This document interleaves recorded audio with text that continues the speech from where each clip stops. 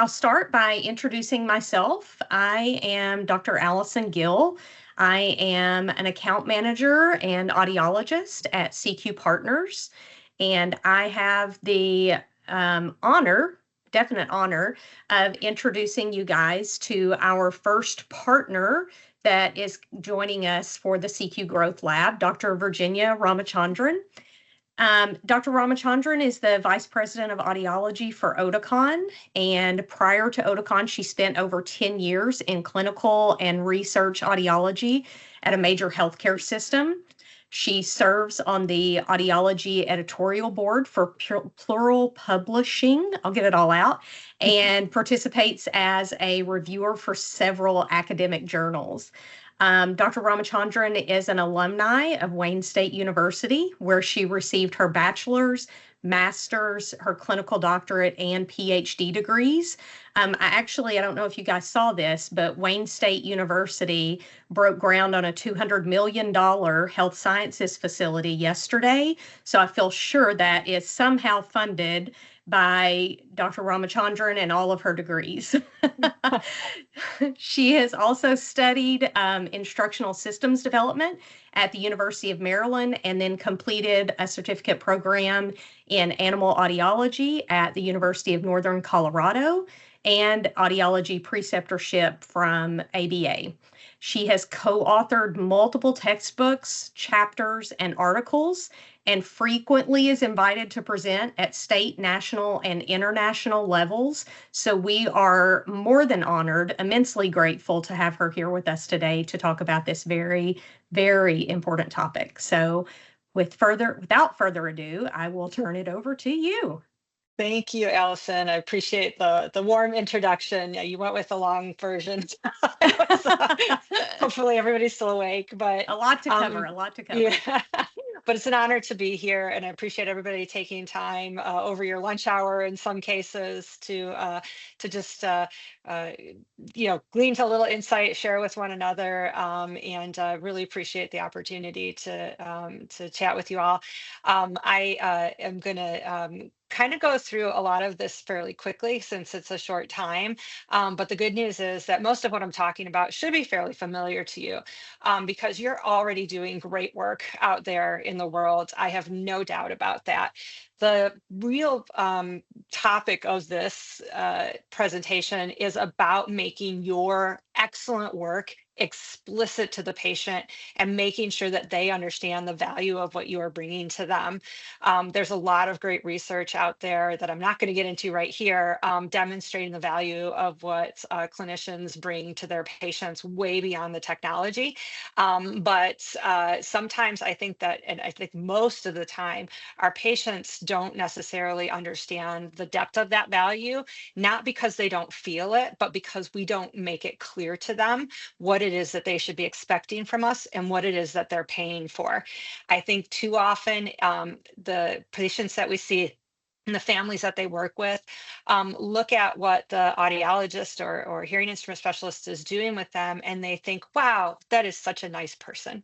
And they don't recognize the therapeutic value of what the clinician is bringing to the table as something that should be compensated and paid for, and just really being something that needs to be made more explicit to them. So that's a lot about what this is about. If you are already doing some of these things, I would encourage you to put some things in the chat about what seems to have worked for you in the past, what might and what hasn't worked, frankly, so that others can learn from it. I did send PDFs of this presentation as well as the counseling tools that I'm going to talk about to my CQ colleagues. So hopefully they'll be able to put those in the chat as we go forward here. So you'll have access to them as well as to the references that I'll talk about here. So just kind of first off, I think that all of us have heard a lot of these questions coming in from patients from time to time about why should I come to see you, or should I go somewhere else, or my doctor said I should get over-the-counter hearing aids or go to wherever. And being in clinic, I remember these feeling a little bit attacked when I would get those questions. I felt that they were sort of super annoying. But when you reflect upon that for even just a minute, I think that when you get these questions, we should embrace them completely. Because while they might feel immediately kind of annoying or maybe insulting in some cases, they are not intended in the vast majority of cases to be that, right? What they are expressions of the patient telling us that they are willing to move forward and that they want to know that they're in the right place to get the care. And they legitimately may not know where to begin. So, for example, I had leg pain for a long time. My primary care doctor totally got the diagnosis wrong, was not helpful, but didn't refer me on. So I ended up having to go out and try to find my own referral. And I didn't know, do I go to a podiatrist? Do I go to another general practitioner? Do I go to orthopedics? I really didn't know where to begin. And I think a lot of our clinicians or a lot of our patients really simply don't know if their problem warrants coming to us or if that's wasting our time, right? So I think that being able to answer these questions really confidently and comfortably, helping them understand that they are in the right place with us is something that we need to do. And really just being able to be explicit with them about what it is that we're going to do with them, what their treatment looks like, and what we're bringing to the table is going to help them be more comfortable moving forward and take away any of that anxiety. The good news is a paper came out about this topic about a week and a half ago. So my CQ CQ partners will panic a little bit if they see the length of my presentation, but hopefully it won't really be that long. But I wanted to share this with you. All of this is evidence-based, actually. So this is an article that just came out about a week ago from some colleagues in Australia, and they did a deep dive into qualitative research on really understanding what the patient perspective is when it comes to interacting with their audiologist. This is open access. The reference will be in the PDF for this talk, so feel free to access it on your own as well. But I've pulled out a couple of excerpts here and there just to help you understand some of the ideas that these patients were presenting with. And again, I don't think this is like going to be mind-blowing to you, other than the fact that it's just really good that we can compile this information in one place and access it. And one of the one of the patient comments during this was really not understanding what the appointment was meant to look like, how much time they were needing, and so on. And one of these comments here was, I didn't really know where to go when I first realized I was having an issue.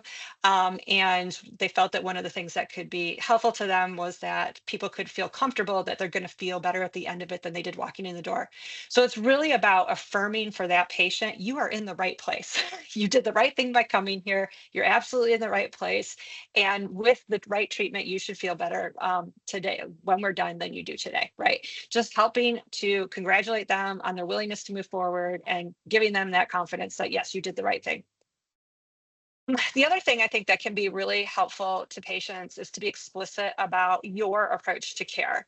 Being able to articulate what matters most to you as a provider. How are you going to bring unique value to them?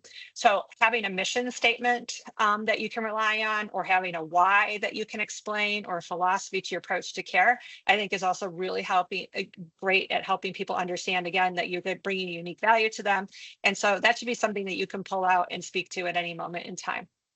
That said, I would say that we have to balance that mental part with the heart part, right? The brain and the heart. Too much focus on our own practice is really not bad. It's good that we can demonstrate confidence in our own practice and our own philosophies. But it's ideal if you can use both the focus on your practice, but also the focus on the patient. I think having that mindset of, we do best practices, we're here and have a lot of expertise to offer you, that's the brain part of it. You can get a long way with that. I went to a dentist recently who made me really feel that they knew what they were talking about, that they were proud of their practice, that they were going to do best practices. But in the end, my takeaway was that that was what they were about. It was about their practice. I didn't feel like I was really part of that equation. I still felt like they were the best person in town to go to. So you can get a long way with that part of it. You can also get a long way with just the heart of it as well. But if you can bring those two things together, pride in your practice and what you bring to the table, but making sure that the patient is at the center of that, can be like that. That's the sweet spot, right? They're not going to go anywhere else. So having one way to if you don't have a philosophy, one that you could consider as an approach would be the concept of person-centered care. This is widely used in the medical literature, but I think we as clinicians are much better at it actually than a lot of providers. But again, being able to articulate that this is a well-researched approach to care and being able to explain to patients what that means is really helpful. So there's the what and how to it. So what patient-centered care is really about shared goal setting, decision making, understanding their preferences, involving family and friends as appropriate, and then how you go about that, the empathy, active listening, open-ended questions, and so on. And going back to that research that I mentioned, you can see that this is a common concept, which is just in developing that therapeutic relationship, the patient wants to know that they're at the center of it, that you are going to treat them as an individual, even though our needs are all different. There are lots of benefits to patient-centered care practices, both for the patient and the family. I think that's probably pretty evident. If you are the patient or your family member is the patient, you want to have your own feelings considered and your needs considered as an individual rather than at a group level. There is a citation here. You could go and look at more of this information. The citation will be in there. But in addition to it being beneficial to your patient and their families, it's also beneficial to you as a clinician and to your practice. There's a lot of research out there that demonstrates that this approach to care is actually just really fulfilling to us as clinicians, right? That when we take that moment to really connect with the patient, our jobs and our careers are so much more satisfying when we can do that. It reduces provider burnout and just really benefits your practice overall. So there's more to it than just getting that benefit for the patients and their families. Some words you can use when you're describing this. You know, we believe in person-centered care, where you work with us to decide what to do to address your concerns. I'm an expert in hearing care, but you're the expert on your life. I need to understand what's important to you, and I need you to help me do that, right? Setting that really explicitly for them, explaining what their role is in this as well as yours. Another component to this is setting expectations for the patient and creating that structure. I think a lot of times when we hear person-centered care, we think about patients just telling us their entire life story and that this is going to be impossible to maintain what we need to do in terms of structure and still meet the patient's needs. And I don't think that needs to be the case. And in fact, I think that a lot of patients are extremely respectful of our time to the point that they actually hold back when they didn't necessarily need to. So some comments again from this research, having an idea of how long the appointment is would actually be quite helpful and constructive. I have a dentist appointment a couple of weeks from now. They gave me a start time. They don't give me an end time, unfortunately. They don't tell me exactly how long they expect the appointment to be. And just knowing that on the front end can really alleviate a patient's concerns about how much time do I have with you? How much can I open up? Walking in the door, you don't have any sense of whether I am taking valuable time away from someone who really needs it. Your patient could just be genuinely concerned and not telling you things that they need to tell you because they don't want to be a burden. So few ways that you could potentially talk about this. Some of the time we spend together, we'll be doing testing to understand your hearing function and to discuss technology. But part of our time will also be about discussing your experiences, your feelings about your hearing loss and treatment. This is just as important as the physical function. There are ways that you can structure the treatment strategy for your patient. We do have some counseling tools. This is one of them, which is a practice differentiation tool. It's very basic, but it can give you some structure if you don't have anything right now that you're using. You could use this as it is. If you want hard copies, please contact your Oticon account manager. They can send them to you.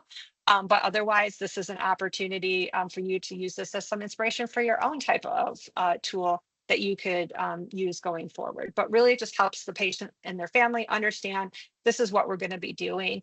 And then you can use this, even if it's generic, to highlight the things that are most important to you in your practice. What do you find most inspirational? And being able to explain a little bit more and go into a little bit more detail about the things that are most important, again, from your point of view as a unique provider. The thing that I really want to emphasize, though, here in this session is about having a formal treatment plan. The vast majority of us do not do this. A lot of us learned to do it in our coursework, but then we don't necessarily carry that forward into our clinical practice. But having a treatment plan can really solidify and help the patient understand what it is that they're paying for and the value that you're bringing as a clinician. It can also establish treatment goals that we can use to measure our progress against to really be able to demonstrate the value of what we've brought to the patient. This is not a purchase agreement. I know a lot of us have that where it details the what we're going to be providing as far as service and what they're paying for in terms of technology. This is about actually being explicit with what their treatment goals are and tying that very explicitly to our recommendations, both for care and for the technology. It doesn't have to be elaborate. It can be very simple. In fact, the simpler, the better, but really just ensuring that they understand that they are paying for care outcomes and not just technology. Of course, the first step in creating a formal treatment plan is the diagnosis. I always recommend letting them tell their story first. I have a story that I could go into about this that gets into how complex something can be, and we can be way wrong about what their goals are, what they're wanting, if we don't just let them tell their story first. And so that actually is the shortest route to getting to what they want. We do not want to spend a lot of time chasing down something that is not what they're looking for. So letting them tell their story first is really just the best way to go about it. Comment from one of those research participants, if I felt they were able to deal with some of the emotion, it would be more comfortable for me to speak with them, probably more so than anyone else, because you would think that might be the person that can ultimately help you. The point is here, we are probably the only people who will listen to that story about their problems with their hearing, whatever that is, whether it's a family problem, a relationship problem, whatever that is, fears that they're having. And our just listening to that story is worth the money that they are spending to be able to have that therapeutic understanding. Their GP isn't going to talk to them this way. Their family members might care, but they're not going to understand it the way that we will. So just the short amount of time where they tell us their story is worth every penny that they're paying for us. Okay. And there's a way for them to structure this where it doesn't get out of control, which really is, let's just take a few minutes for you to tell me what made you decide to come in there today. People do not come in for hearing loss. They come in because there's a problem. Most people do not want hearing aids. I think we can all agree on that, which means, and in fact, they feel bad about it, the idea of getting hearing aids. So if they are coming in to see us, it's because something bad happened that made them feel worse than not wanting hearing aids. And for us to be able to support them, we need to understand what that bad feeling is, because that's what they want, is for us to take away that bad feeling, right? So we need to know what that is. And you can just set this very clearly. Let's take a few minutes to discuss this. It gives them a context of time, but it gives them the opportunity to do that. Then, of course, we go into doing that hearing assessment. Once the hearing assessment is done, I think the question is, what information do they want from that? Best thing that ever happened to me as a clinician was that the printer broke and I didn't have the audiogram to bring in to show the patient. That was the best clinical thing that has ever happened, because without that audiogram in hand, I went in and had a conversation with the patient and just addressed their concerns and explained their hearing loss to them in much simpler terms that they could understand, and related it back to what they were telling me about. So this is actually getting back to, again, some of the research where this comment, I think, will probably resonate a little bit, that the audiologist really needs to be able to acknowledge that something serious is happening to this person. And there needs to be an element of recognition that the person who's there is a stressed person, right? So it's about addressing the problem they came in with, and the results are just only relevant to them in light of that, for the most part. And so some words you can use: your hearing test results are very consistent with the problems that you talked about earlier. They may not need a lot more even than that. Defining the problem is a really important component. And one of the things that was expressed in this research was that sometimes people felt they needed a little bit more explanation of the uh, what potential problems they should be talking about. So they actually wanted some sort of questionnaires or something that they could actually think about ahead of time. Depending on how your clinic setup is, they may or may not have that lead time coming in, but we can provide them with tools to help them be able to think through some types of problems that they may be encountering. This tool is something that we developed to just give them some types of situations. This is not to suggest that this is a lifestyle-based recommendation, but rather to give them some situations to think about where they might be struggling or where they might be having bad feelings about what's going on. We actually have designed this in a tear-off pad so that your patient could take this home with them if they were, for example, having a hearing evaluation, but they weren't going to necessarily proceed that day with treatment planning. They could take this home with them, have a conversation with their loved ones and so on about it. Setting meaningful shared goals is a really important component of person-centered care. And this was a statement about communication style with their provider. My first impression was that she didn't want to hear me, didn't want to listen to what I said, because her opinion was that this person was very interested in music, and she kind of disregarded that and said, well, the really important thing here is about speech. And the patient was like, no, it's not. I think most of us understand this inherently from our own experiences with providers. But really the way that you could kind of open this up is, what would be different for you if you were having successful treatment? What would a good treatment outcome look like for you? How would you know it was worth it? These are some big picture questions that we could use to help set that stage. If you're not sure where to put this information, you could use the COSI. I think most of us are familiar with that. If you're not, go ahead and look it up, but it's in the questionnaire module in NOAA. So if you have NOAA, you already have access to this, and you can go in there and put in their specific needs and really reframe those as what are our goals for treatment, and be able to use that as an outcome measure in addition to being able to use it for treatment planning. Terms of recommending appropriate intervention, in addition to understanding their specific needs, I think it's really important that we also understand their preferences. And those are not necessarily the same thing. When it comes to hearing technology, we have a lot of options available to us. And so understanding both what the patient is hoping to achieve, but also understanding of all of these things that are available, how would they rank the things that are most important to them? And you might look at this and say, well, all of these things are important. And indeed they are, but which one is most important to the patient? And being able to understand those things is really important.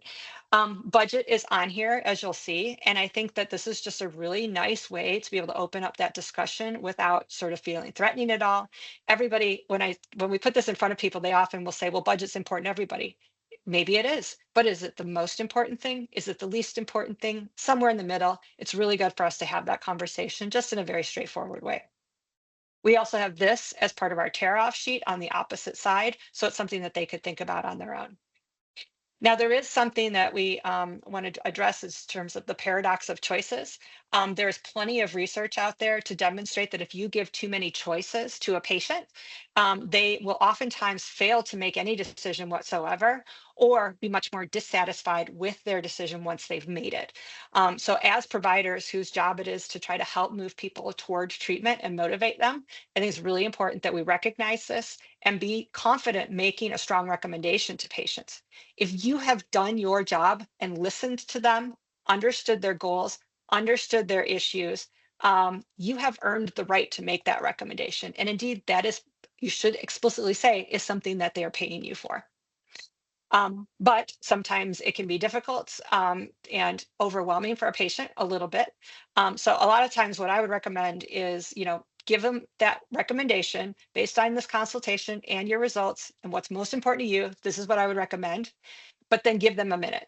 And in fact, if you can't stop yourself from talking, I would say walk out of the room for a minute. I'm going to give you a few minutes to think about this because it's a lot of information. I'm going to go grab some water. Can I get you anything? That way you can formulate your questions for me. And then come back in and have that discussion with them. How do you feel about this plan? How confident are you? Do you foresee any barriers? And then you can get into making progress to move forward. If you are using the COSI as your treatment plan opportunity, one way that you can establish some progress metrics is to use that degree of change or final ability.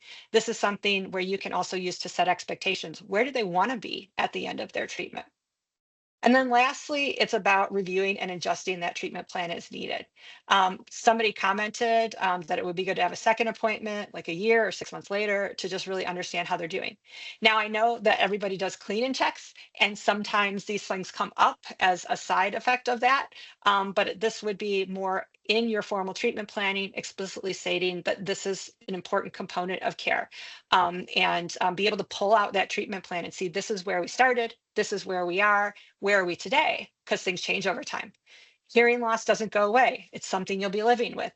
Your needs might change or your hearing might change. I'm here to help when that happens, because then you're going to go back to that original life cycle. Hearing loss is a chronic condition. We need to be there for our patients.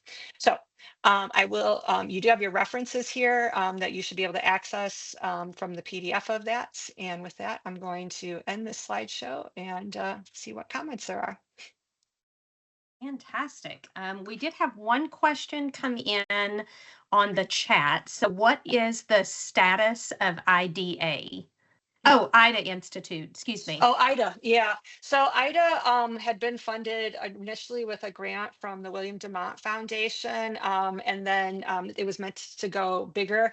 Unfortunately, it didn't quite manage to survive as an independent entity, so it was taken back into Demott for a while and supported there. But ultimately, we've just consolidated the knowledge that came from IDA, and so those tools are still available, even though the IDA Institute doesn't exist independently anymore. We don't have them on the website, though, is something that we're consolidating to be able to make those tools available. If there's anything in particular that you're looking for in the moment, please don't hesitate to reach out because we can get them for you. But we are in the process of moving those tools to a place where they can be available consistently. Thanks for the question. Yeah. It was all about person-centered care, and we want to take the learnings that we have now and use them going forward forever. I had a couple that came in through private message that I'm going to read to you. So the Sure. first one is, where is the balance between being the expert and letting the patient be an informed participant? Yeah. And I think that I think that the way to think about it is having that as an explicit discussion, right? I know everything about hearing that there is to know. I've been doing this for a long time. You're the expert on you, right? And that what we're doing here is a collaboration between those two things. And just saying that outright, I think really helps them understand that you are the expert. You know this. This is you. And this is what they bring to the table, and then just being able to say we're going to work together on this. To be perfectly honest, if they are not ready for some particular treatment, no matter what we think about it, we could say, this is what I would do if you're me, or this is what I would do, but you're you, right? And so you have to be the one to wear these things. You have to be the ones to go through with this treatment. And so if they're not on board, they're not on board, right? And so we can try to convince them that they are all we want to, but even if they say yes, that doesn't mean it's a yes, right? So we really need to, I think anything you can do to just put it out on the table and say, and develop that framework for them, make it explicit, I think is the way to go. Perfect. Yeah. The other one is, and I can give some input on this, but I don't have a personal philosophy that I share with my patients. How can I put that into words?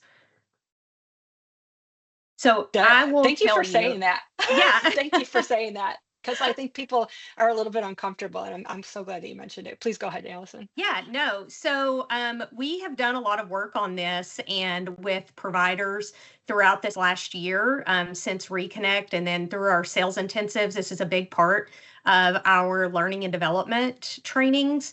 But really being able to find your true why of how you became to be in this hearing healthcare profession. So it definitely is not something that we'll get into here, but if that's something that you need help with moving forward and want to work through that process and really get the words around why you do what you do. We at CQ, Dr. Ramachandran, are super open and happy to help you work through that and actually put words to that.